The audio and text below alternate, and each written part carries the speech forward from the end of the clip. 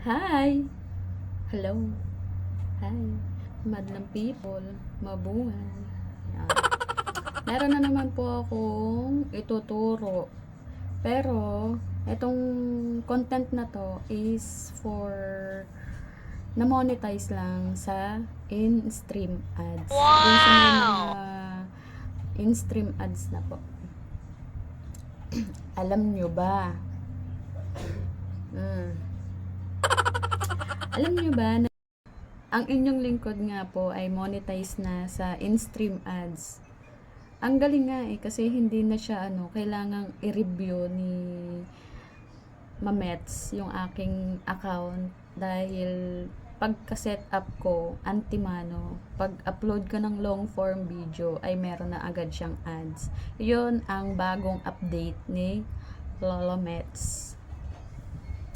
Ngayon, ituturo ko po sa inyo ang maging aware din po kayo na magkakaroon ng ads ang inyong video once na naka-on po ito.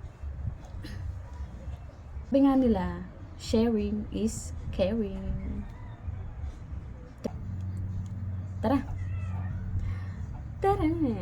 Nandito na nga po tayo sa ating screen ng cellphone at pupunta po tayo sa Facebook app. At pag nandito na po tayo, click po natin yung burger icon, tas profile. Hanap lang po tayo ng long form video.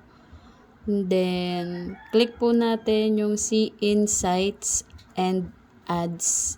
Then, total insights. Pag na-click nyo po, click nyo po yung settings. Yan po. Dapat po naka-on po siya. Kasi kung naka-off po yan, wala pong lalabas sa long form video nyo na ads. Yan na nga po ang ating tinuro ngayong araw. Sana nakatulong sa inyo at sana nagustuhan nyo rin ang ating content ngayong araw.